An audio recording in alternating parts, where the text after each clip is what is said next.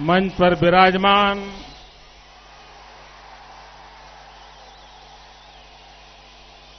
श्रीमान वेंकैया गारू जी, श्री बंगारू लक्ष्मण गारू जी, Shri we Rama Rao garu ji, Andhra Pradesh Bharatiya Janata party के अध्यक्ष श्रीमान किशन रेड्डी गारू जी,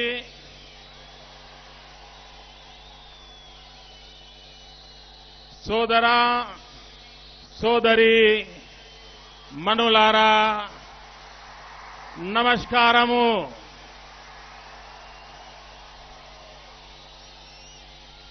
భారతదేశ ప్రగతికి తెలుగు వారి కృషి ప్రశంసనీయము.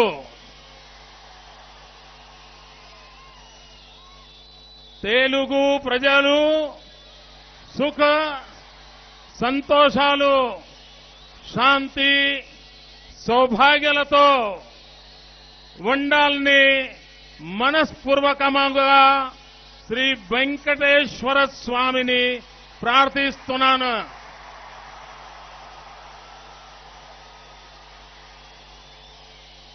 ప్రస్తుత కష్ట పరిస్థితుల నుండి మీరు అందరూ త్వరగా బయటకు రాగలరు తారని మనసారా కోరుతున్నాను.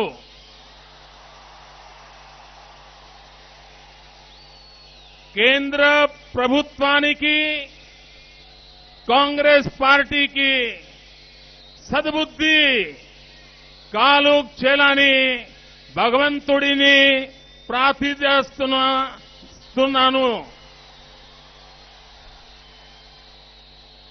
గుజరాత్ తో తెలుగు వారి సంబంధాలు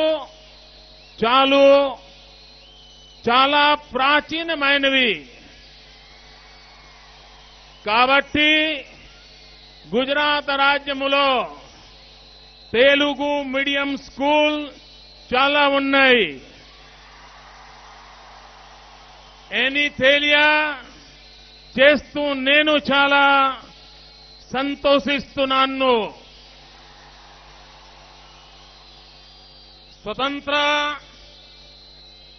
జయమము లో సర్దార్ పటేల్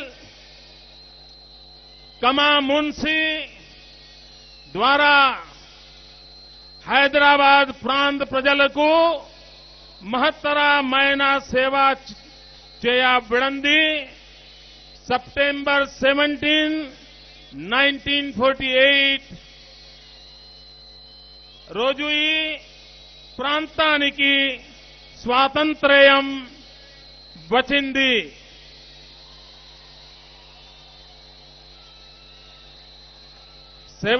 సెప్టెంబర్ మనము హైదరాబాద్ లిబరేషన్ డే గా उत्सवाలు చేసుకుంటున్నాము. और आप लोग 17 सितंबर को हैदराबाद लिबरेशन डे मनाते हैं और मेरा सौभाग्य है कि उस दिन मुझे आपकी याद विशेष आती है क्योंकि 17 सितंबर मेरा जन्मदिन भी है.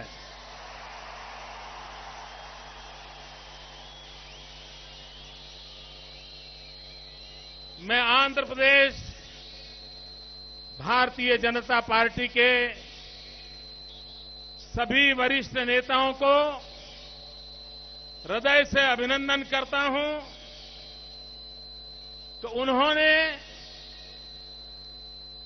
इस पॉलिटिकल सभा का समाज सेवा के लिए उत्तम तरीके से उपयोग किया. और मैं आंध्र प्रदेश के युवकों को अभिनंदन देता हूं कि उन्होंने इस जनसभा में 5 रुपया रजिस्ट्रेशन फी देकर के उत्तराखंड के पीड़ितों के उनके दर्द के साथ अपने आप को जोड़ने का उत्तम प्रयास किया है और इसलिए आंध्र भारतीय जनता पार्टी एवं आंध्र के नौजवान, मैं आपको बहुत बहुत बधाई देता हूं, मैं आपका बहुत बहुत अभिनंदन करता हूं। भाइयों बहनों, सार्वजनिक जीवन में ऐसी दिल को छूने वाली घटनाएं कभी कभी मनुष्य जीवन की बहुत बड़ी प्रेरणा बन जाती है। एक सिख परिवार जो आंध्र में आकर के बसा, जिसका बेटा कनाडा में रहता है, 80 साल से बड़ी आयु की मां इस कार्यक्रम में आना चाहती हैं। कनाडा से उसका बेटा ट्विटर पे लिखता है और आज मुझे इस कार्यक्रम में उस मां के चरण छूने का अवसर मिला, उस मां के आशीर्वाद पाने का अवसर मिला। मित्रों, मैं हैरान हूं, एक बुजुर्ग स्वातंत्र सेनानी, उन्होंने इस सभा में आने के लिए अपने परिवार के साथ सत्याग्रह किया, 3 दिन अन्न छोड़ दिया और कहा कि मुझे वहां ले जाने का प्रबंध करो, और तब जाकर के उन्होंने अन्न लिया। इनकी ये तपस्या, उनके ये आशीर्वाद, भारत की उनको कितनी चिंता है उसका प्रतिबिंब है।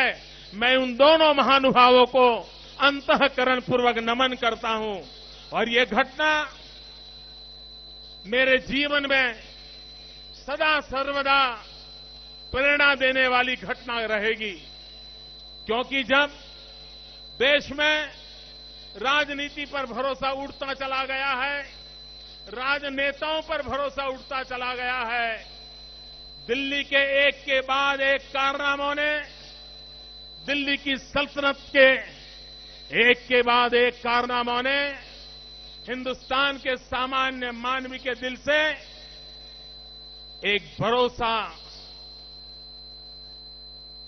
ट्रस्ट डेफिसिट, भरोसा तोड़ा है। भाइयों बहनों, यहां इतने सारे नौजवान आए हैं, लेकिन मैं जब रास्ते से आ रहा था, इससे भी डबल संख्या में नौजवान बाहर है। वे अंदर नहीं आ पाए हैं। मैं उन सभी नौजवानों की क्षमा मांगता हूं और मैं उनको विश्वास दिलाता हूं कि ये स्टेडियम में जगह हो या न हो, लेकिन मेरे दिल में आपके लिए बहुत जगह है।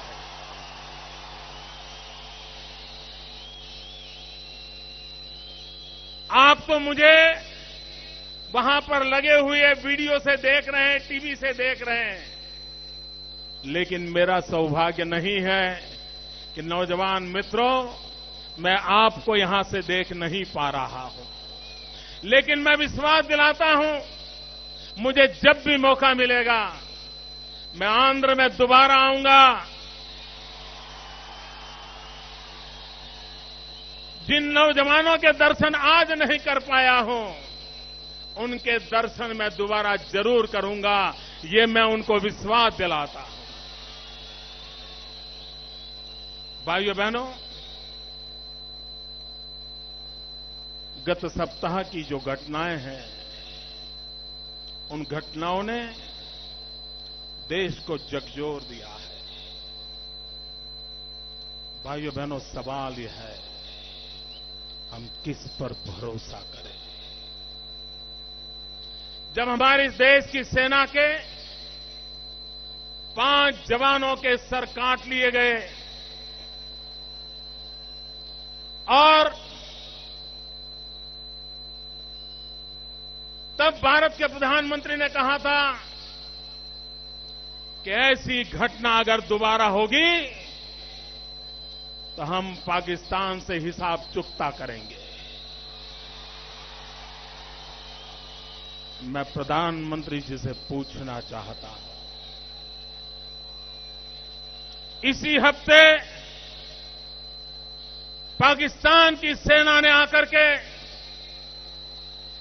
हमारे देश के रक्षा करने वाले, मां भारती के लिए जीने मरने वाले हमारे देश के उन रणबांकुरों को पाकिस्तान की सेना ने आकर के उनको भून दिया, उनको मौत के घाट उतार दिया। दिल्ली की सल्तनत को हिंदुस्तान पूछ रहा है। आपने कहा था, जब हमारे देश के जवानों के सर काट लिए गए थे, तब आपने वादा किया था कि आप ऐसी चीजों को सहन नहीं करेंगे। क्या कारण हुआ कि पाकिस्तान एक के बाद एक जुल्म करता चला जा रहा है और 125 करोड़ का देश चुपचाप सारी चीजें झेल रहा है। भाइयों बहनों, पिछले दिनों एक के बाद एक जो घटनाएं घटी हैं, आप देखिए किश्तवाड़ सुलग रहा है। न जाने कितने लोगों को मारा गया है, न जाने कितने लोगों की दुकानें जलाई गई हैं, न जाने कितने लोगों के घर जलाए गए हैं। भाइयों बहनों, कश्मीर घाटी में 3 दशक से जो खेल चल रहा है, क्या उसका रिहर्सल किश्तवाड़ में करने का नापाक इरादा तो नहीं है? देश जानना चाहता है। आज भारतीय जनता पार्टी के विपक्ष के नेता श्रीमान अरुण जेटली जी किश्तवाड़ के पीड़ितों का हाल पूछने के लिए जा रहे थे, किश्तवाड़ के हालत देखना जाते थे, लेकिन वहां की सरकार ने सत्य छुपाने के लिए, एक जुल्म की कथा को छुपाने के लिए, ये हिंसा के दौर पर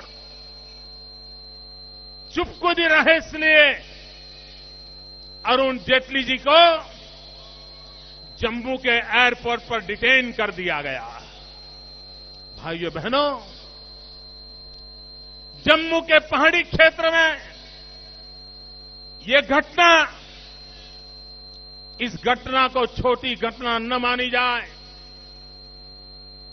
जो संकट कश्मीर घाटी ने झेला, उसकी शुरुआत करने का नापाक इरादा इसमें बून आती है। और इसलिए भाइयों बहनों, सवाल किश्तवाड़ के नागरिकों का नहीं है, सवाल भारत के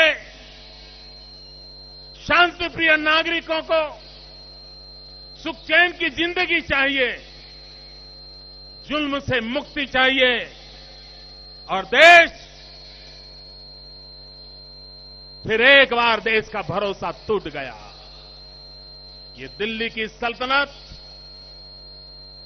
हमारे देश को सुरक्षा नहीं दे सकती है। भाइयों बहनों, आपको जानकर के हैरानी होगी, वोट बैंक की राजनीति में डूबी हुई दिल्ली की सल्तनत हिंदुस्तान की सुरक्षा को अनदेखा कर रही है। बांग्लादेश की सीमा पर हमारे जो जवान हैं, वे अगर कोई बांग्लादेशी घुसपैठिया घुस करके आता है, अगर उसको रोकना चाहता है, अगर वो रुकता नहीं है, तो भारत की सेना, बीएसएफ के जवान, उन पर रोक लगाई गई है कि वो कोई भी शस्त्र का उपयोग नहीं करेंगे। इतना ही नहीं, यहां तक कह दिया गया है, अगर वो ज्यादा ताकतवर है, अगर घुसपैठिए का हमला तेज है, तो बांग्लादेश की सीमा पर बैठे हुए बीएसएफ के जवान झगड़ा करने के बजाय उनको अंदर आने की इजाजत दे दे। भाइयों बहनों, एक सार्वभौम सरकार का मुखिया, 125 करोड़ देश की सरकार हिंदुस्तान के सामान्य मानवी को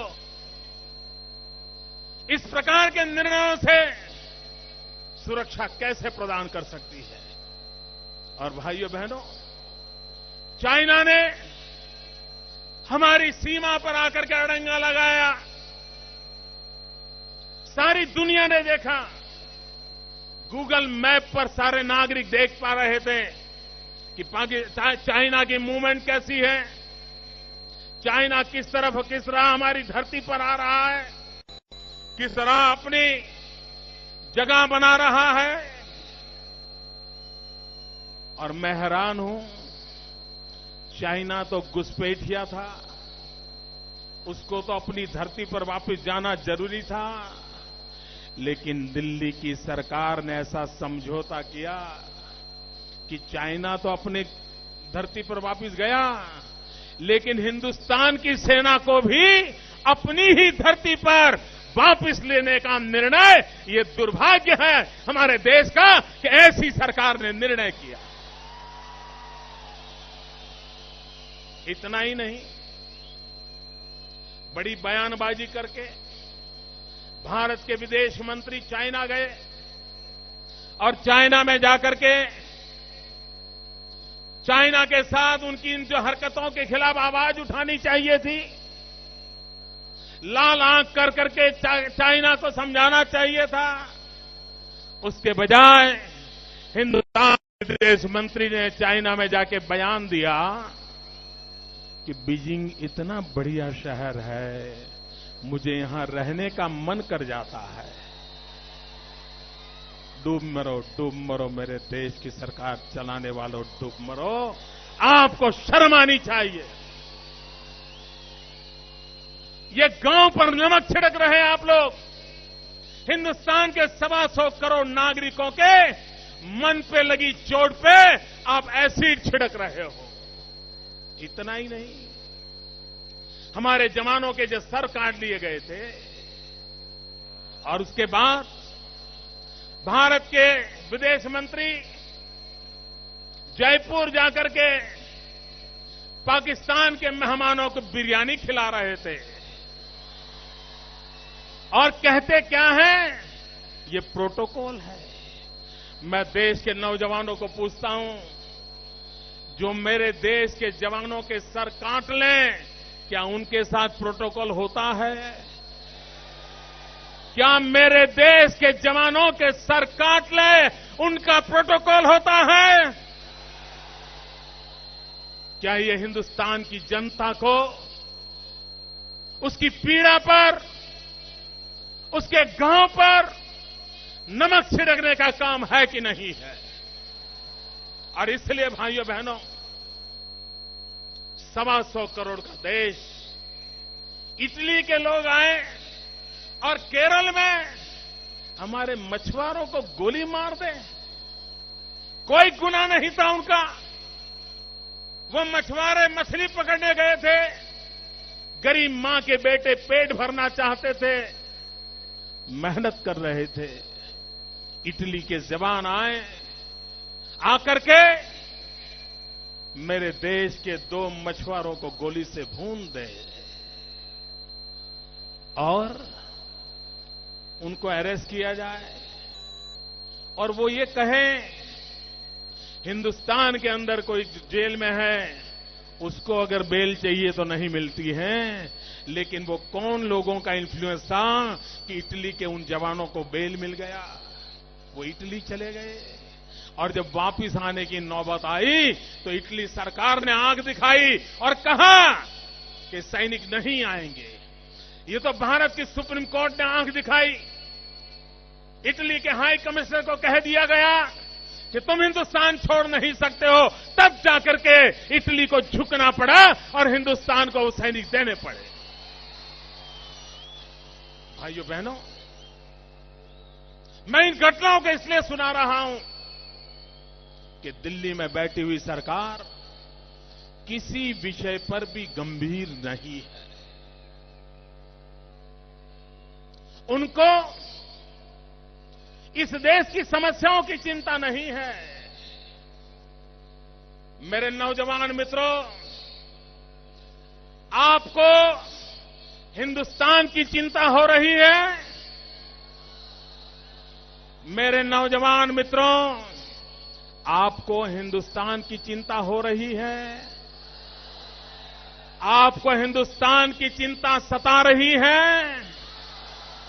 मेरे नौजवान मित्रों, आपको हिंदुस्तान की चिंता है। मुझे मेरे देश के नौजवानों की चिंता है।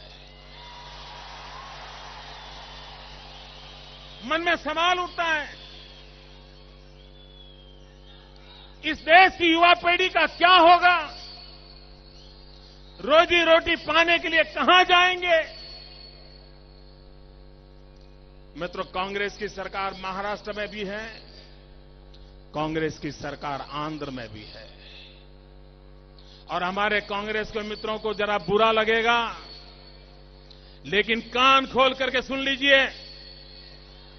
आंध्र में भी आप कई वर्षों से राज कर रहे हैं, महाराष्ट्र में भी आप कई वर्षों से राज कर रहे हैं, और हिंदुस्तान में सबसे ज्यादा आत्महत्या की घटनाएं अगर कहीं होती हैं तो महाराष्ट्र में और आंध्र में होती है, जहां के नौजवानों को आत्महत्या का रास्ता लेना पड़ता है।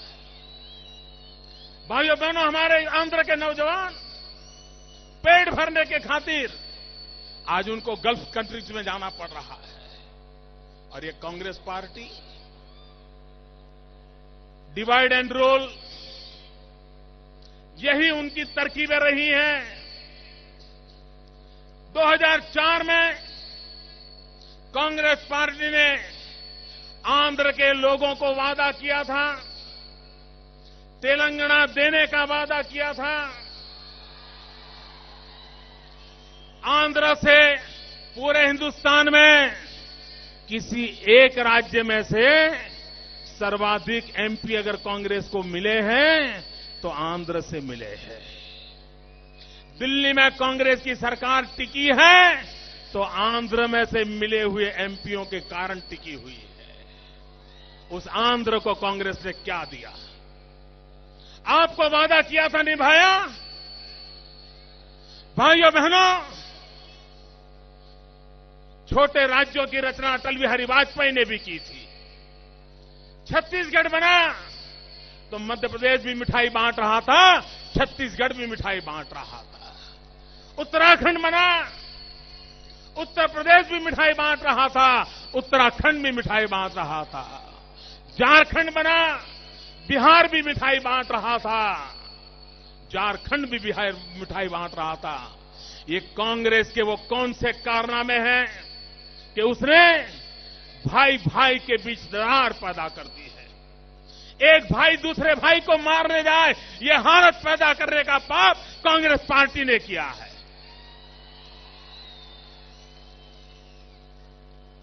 तेलंगाना के पक्ष में भारतीय जनता पार्टी पहले से है। मैं खुद तेलंगाना में एक सभा करने आया था विद्यासागर राव की चुनाव के समय, और मैंने सार्वजनिक सभा में कहा था, अगर हमें सरकार बनाने का मौका मिलेगा तो 100 दिन के भीतर भीतर हम तेलंगाना का निर्माण कर देंगे। ये हमने वादा किया था। लेकिन हमने तब भी कहा था, किसी भी कीमत पर सीमांध्र की अनदेखी नहीं की जा सकती। सीमांध्र का भी विकास सारे हिंदुस्तान को गौरव हो, ऐसा होना चाहिए। सीमांध्र के अंदर जो शहर आए हैं, वो शहर हैदराबाद से भी ज्यादा प्रगतिशील बने, इसकी व्यवस्था होनी चाहिए। लेकिन दिल्ली की सरकार को ये करने की फुर्सत नहीं है। अगर उनको ये हैदराबाद दोनों राज्यों की राजधानी बनानी थी और ये कहना था कि 10 साल के बाद दूसरी राजधानी बनाएंगे, तो मैं दिल्ली की सरकार को पूछना चाहता हूं, ये काम 2004 में आपने शुरू क्यों नहीं किया? क्यों दूसरी राजधानी की तैयारी क्यों न की? आंध्र के लोगों को अन्याय करने का आपको अधिकार नहीं है। और इसलिए भाइयों बहनों, हमारे दिल में तेलंगाना का भी उतना ही महत्व है, सीमांध्र का भी उतना ही महत्व है। भाइयों बहनों, मैं एक छोटा व्यक्ति हूं, लेकिन गुजरात की धरती से आया हूं।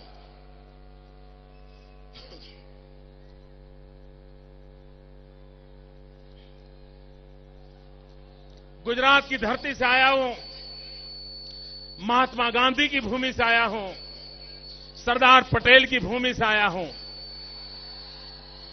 मैं मेरे तेलंगाना और आंध्र के भाइयों से प्रार्थना करता हूं, भाइयों बहनों, कांग्रेस की कितने ही खेल क्यों न खेले, लेकिन आपके बीच टकराव नहीं होना चाहिए। भाई के बीच भाई के प्रति नफरत नहीं होनी चाहिए। मैं आंध्र के और तेलंगाना के भाइयों से पूछना चाहता हूं, दर्द के साथ पूछना चाहता हूं, पीड़ा के साथ पूछना चाहता हूं। पिछले दिनों कुछ घटनाएं घटी हैं, उससे पीड़ित होकर के पूछना चाहता हूं। मेरे भाइयों बहनों, मेरी बात में अगर सच्चाई न हो तो मेरी बात को ठुकरा देना, लेकिन मेरे सवाल को आप दिल को छू जाए तो मुझे कहना, भाइयों बहनों, हमारा रास्ता क्या है। मैं आपसे पूछना चाहता हूं, आंध्र और तेलंगाना भाइयों बहनों, क्या कभी किसी ने सोचा है कि मां के दूध में भी दरार हो सकती है? भाइयों बहनों, मां के दूध में दरार नहीं होनी चाहिए।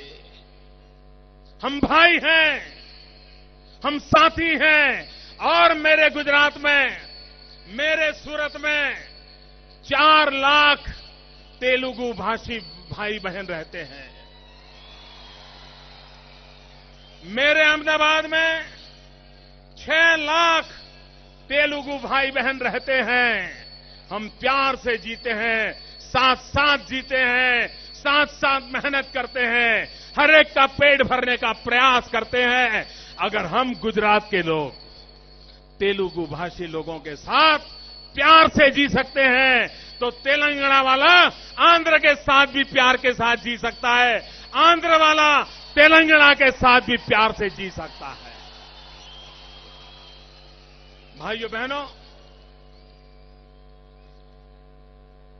हम सबका लक्ष्य ये होना चाहिए, आंध्र इतनी प्रगति करे, गुजरात से भी आगे निकल जाए। तेलंगाना इतनी प्रगति करे कि गुजरात से वो भी आगे निकल जाए। ये हमने सपना देखना चाहिए। और भाइयों बहनों, विकास एक ही रास्ता है, विकास में ही समस्याओं का समाधान है। हमारी सारी मुसीबतों का समाधान विकास में है। ये कांग्रेस पार्टी किसी भी हालत में विकास के रास्ते पर जाने को तैयार नहीं है, क्योंकि उसको जवाब देना भारी पड़ जाता है। यहां जो लोग मेरी आयु के बैठे हैं, उन्होंने कभी आज से 40 साल पहले कभी भी बाजार में घी की दुकान हो तो वहां कभी ऐसा बोर्ड पड़ा था, शुद्ध घी की दुकान पड़ा था? आज से 40 साल पहले शुद्ध घी की दुकान, ऐसा बोर्ड नहीं लगाना पड़ता था। घी की दुकान लिखा, इसका मतलब ही वहां घी शुद्ध ही मिलता होगा। लेकिन आज बोर्ड लगाना पड़ता है, शुद्ध घी की दुकान, क्योंकि शुद्ध घी नहीं मिलता है। भाइयों बहनों, आज से जब वाजपेयी जी की सरकार थी, इस देश में गरीब की थाली में रोटी की चिंता नहीं थी। गरीब की थाली में रोटी पहुंचती थी और इसलिए कभी फूड सिक्योरिटी पर सोचना नहीं पड़ा था। ये कांग्रेस पार्टी ने गरीब की हालत इतनी खराब कर दी है कि आज जैसे शुद्ध घी की दुकान, वैसे उनको फूड सिक्योरिटी बिल की बात करने की नौबत आई है। जिन्होंने गरीब की थाली से रोटी छीन ली है, उन्होंने पाप किया है। इन दिनों मैं देश के अर्थशास्त्रियों को कहना चाहता हूं, आज हमारे देश में एक शब्द चल रहा है पिछले कुछ वर्षों से, इंक्लूसिव ग्रोथ। इंक्लूसिव ग्रोथ, ये शब्द पहले क्यों नहीं था? 10-10 पंचवर्षीय योजना पूरी हुई, न कभी प्लानिंग कमीशन ने इंक्लूसिव ग्रोथ ये शब्द का प्रयोग किया, न दिल्ली में बैठी हुई किसी सरकार को करना पड़ा, न राज्य में बैठी हुई किसी सरकार को करना पड़ा। आज क्यों करना पड़ा? आज इसलिए करना पड़ा है कि कांग्रेस ने 60 साल तक इंक्लूसिव कुछ भी नहीं किया है, सब कुछ एक्सक्लूडेड किया है। एक्सक्लूडेड, कई लोगों को उन्होंने विकास से वंचित रखा है, कई लोगों को उन्होंने गरीब रखा है, और तब जाकर के आज उनके लिए ये नौबत आई है। भाइयों बहनों, कांग्रेस पार्टी इस देश के लिए बोझ बन गई है। लेकिन मैं आज आंध्र में आया हूं, तब मैं एनटीआर को याद करना चाहता हूं। इस देश की एनटीआर ने एक बहुत बड़ी सेवा की थी। न सिर्फ आंध्र के सम्मान की सेवा की थी, उतना नहीं, न सिर्फ आंध्र के गौरव के लिए लड़े थे, इतना नहीं, लेकिन एनटीआर ने कांग्रेस विरोधी राजनीति को बल दिया था। ये एनटीआर के प्रयास थे कि दिल्ली में कांग्रेस गैर कांग्रेसी सरकार बनाने का इस देश के अंदर संभव हुआ था। मैं आंध्र में सभी राजनीतिक दलों से अनुरोध करता हूं, एनटीआर को उत्तम से उत्तम श्रद्धांजलि क्या हो सकती है? एनटीआर को उत्तम से उत्तम श्रद्धांजलि कांग्रेस मुक्त भारत के निर्माण करके ही हो सकती है। और जो जो एनटीआर की लीगेसी का दावा करते हैं, उनका पहला कर्तव्य बनता है कि हिंदुस्तान को कांग्रेस मुक्त बनाने के लिए जो भी करना पड़े वो करना चाहिए।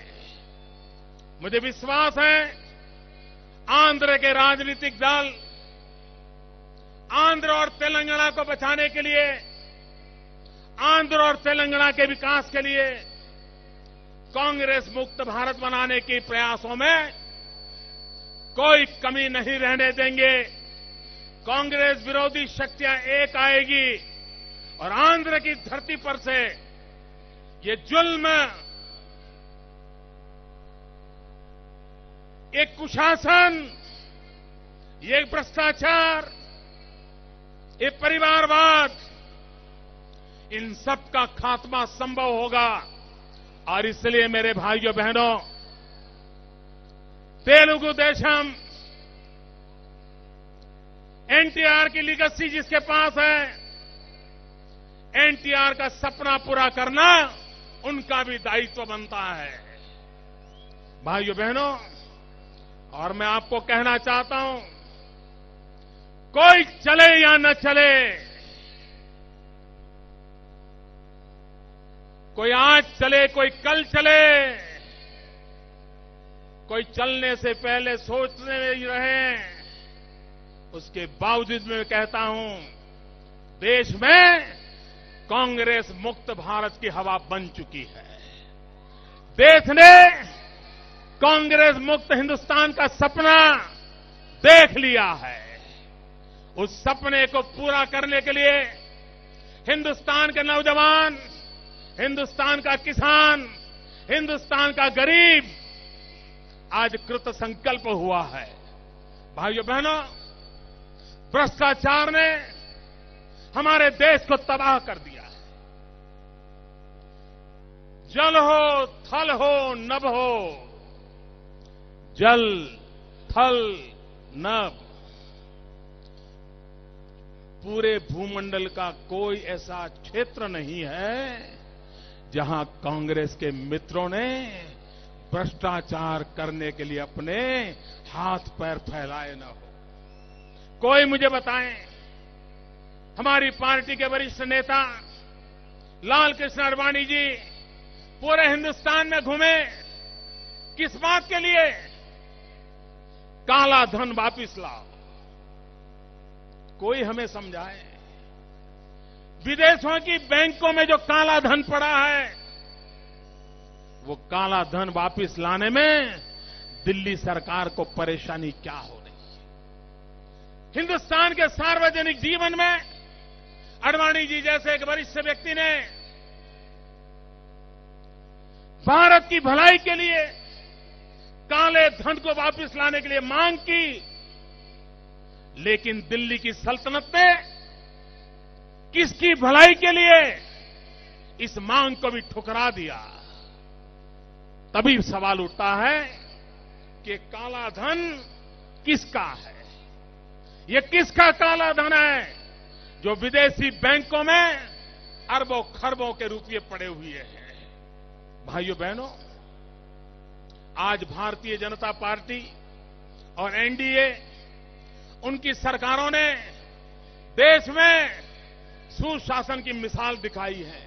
इतने सारे नौजवान हैं, सारे विश्व में स्किल डेवलपमेंट का महात्म्य प्राथमिकता बन गया है, लेकिन आपके आंध्र में स्किल डेवलपमेंट की दिशा में नामो निशान नहीं है। मैं आंध्र के कांग्रेस के नेताओं को कहना चाहता हूं, अगर आपको गुजरात से नफरत है, गुजरात का नाम मत लो, लेकिन आपके पड़ोस में तमिलनाडु में डॉक्टर जयललिता जी की सरकार ने स्किल डेवलपमेंट के क्षेत्र में जो काम किया है, जरा उससे तो कुछ सीखो और आंध्र के नौजवानों की भलाई के लिए कुछ तो करो। आज भी भाइयों बहनों, दिल्ली की सरकार को समझ नहीं आ रहा है कि गरीब की थाली में रोटी कैसे पहुंचे। मैं दिल्ली की सरकार को कहना चाहता हूं, कांग्रेस के नेताओं को कहना चाहता हूं, गरीब की थाली में रोटी पहुंचाने का रास्ता हमारे छत्तीसगढ़ के मुख्यमंत्री डॉक्टर रमन सिंह जी ने दिखाया है। उन्होंने जिस प्रकार से पीडीएस सिस्टम को आधुनिक बनाया है और भारत की सुप्रीम कोर्ट ने उनको सराहा है, लेकिन किसी भी कांग्रेसी सरकार को गरीबों का भला हो, उसके लिए न कुछ सीखने की इच्छा है, न कुछ समझने की इच्छा है, न कुछ करने की इच्छा है। इतना ही नहीं, बेटियों का सम्मान कैसे हो, परिवार में कन्या का गौरव कैसे हो, मां बाप को बेटी बोझ न लगे, एक सामाजिक आंदोलन कैसे खड़ा हो। मैं कांग्रेस के मित्र को कहता हूं, जाइए मध्य प्रदेश में भारतीय जनता पार्टी, हमारे शिवराज सिंह चौहान को देखिए, उन्होंने लाडली लक्ष्मी योजना करके पूरे मध्य प्रदेश की बेटियों के जीवन को गौरव दिया है, सम्मानित किया है, उनको जीने का हक दिया है, पढ़ने के लिए व्यवस्था की है। क्या हमारे देश की बेटियां, उनको शिक्षा नहीं मिलनी चाहिए? दिल्ली की सरकार 60 साल बीत चुके मित्रों, एक ही परिवार ने दशकों तक राज किया है, लेकिन सामान्य मानव की भलाई के लिए कुछ भी करने में वे सफल नहीं हुए हैं। भाइयों बहनों, मैंने भारत के प्रधानमंत्री को एक बार कहा था, मैंने कहा आंध्र के पास 900 किलोमीटर से बड़ा समुद्री तट है। गुजरात के पास 1600 किलोमीटर का समुद्री तट है। महाराष्ट्र, कर्नाटक, गोवा, केरल, तमिलनाडु, उड़ीसा, पश्चिम बंगाल, इन प्रदेशों को समुद्र तट का सौभाग्य मिला है। मैं भारत सरकार को कहता रहा कि एक समुद्र तट पे जो राज्य बसे हैं उनकी एक सेपरेट मीटिंग बुलाई जाए, 2 दिन उनसे चर्चा की जाए और समुद्र तट के राज्यों की कठिनाइयां क्या हैं, वो ग्लोबल इकोनॉमी के जमाने में एक्सपोर्ट इंपोर्ट के युग के अंदर हमारे तटवर्ती क्षेत्रों का विकास कैसे करें ताकि भारत का रुपया टूटता हुआ बच जाए। आप देखिए, हिंदुस्तान जब आजाद हुआ तब $1 की कीमत थी ₹1।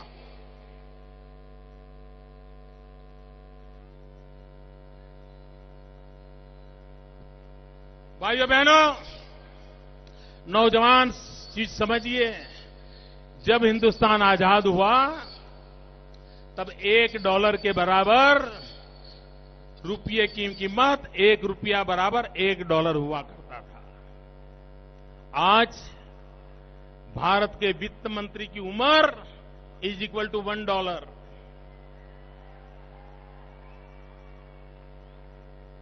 $1 कभी ₹65, कभी ₹64। आप कल्पना कर सकते हैं क्या होता होगा देश का। मित्रों, पिछले 1 वर्ष में भारत सरकार के आंकड़े बोल रहे हैं कि हिंदुस्तान से पढ़ने के लिए एक जमाना था, पूरा विश्व हिंदुस्तान की धरती पर पढ़ने के लिए आता था। दुनिया के देशों के नौजवान भारत में आकर के शिक्षा दीक्षा लेते थे। आज अकेले पिछले वर्ष हिंदुस्तान से जो नौजवान विदेशों में पढ़ाई लेने करने के लिए गए, उनको चाहिए वैसी पढ़ाई यहां नहीं मिल रही थी। वो तो गए, हमारा बुद्धि धन तो गया, साथ साथ हमारा लक्ष्मी धन भी गया। ये हमारे जो नौजवान विदेश गए, उनको फीस भरने में 1,20,000 करोड़ रुपया हिंदुस्तान की खजाने से खाली हो गया। क्या दिल्ली की सरकार हिंदुस्तान में अच्छी शिक्षा मिले, हमारे नौजवानों को भटकना न पड़े, ये व्यवस्था नहीं कर सकती है? नहीं कर रही है। भाइयों बहनों, आज गांव में डॉक्टर नहीं है, गांव के गरीब आदमी को दवाई चाहिए, दवाई की व्यवस्था नहीं है। क्या दिल्ली की सरकार को इतने साल हो गए हमारे देश की जनता की आवश्यकता के अनुसार डॉक्टर तैयार हो, डॉक्टरों को तैयार करने के लिए मेडिकल कॉलेजेस हो? क्या ये नहीं हो सकता? मित्रों, आंध्र और गुजरात 2 राज्य ऐसे हैं जो सबसे ज्यादा दवाई के उत्पादन के क्षेत्र में काम कर रहे हैं। दवाई तो उत्पादन हो रही है, लेकिन दवाई लिखने वाला डॉक्टर नहीं है तो गरीब की बीमारी कहां से जाएगी? भाइयों बहनों, ऐसी ऐसी समस्याएं, खाने को रोटी नहीं, पहनने को कपड़ा नहीं, रहने को घर नहीं, पढ़ने को शिक्षा नहीं, बीमार को दवाई नहीं, ये सारी अमानतें कांग्रेस से जुड़ी हुई है। ये कांग्रेस ने दी हुई विरासत है। और इसलिए भाइयों बहनों, हिंदुस्तान के आने वाली कल की चिंता करनी है, हिंदुस्तान के भाग्य को बदलना है, तो भाइयों बहनों, हमने विकास का रास्ता अपनाना पड़ेगा। और मैं कहने आया हूं मित्रों, विकास के रास्ते के बिना हम सामान्य मानवी का भला नहीं कर सकते। पीड़ित, शोषित, दलित, आदिवासी, मछुआरे, इन सबका कल्याण कौन करेगा? क्या हुआ? कांग्रेस पार्टी ने इनके कल्याण की दिशा में कुछ नहीं किया। उनको तो चुनाव आते हैं तब तिजोरी खाली करो, वोट पाने के रास्ते खोजो, उसके सिवाय कोई रास्ता सूझता नहीं है।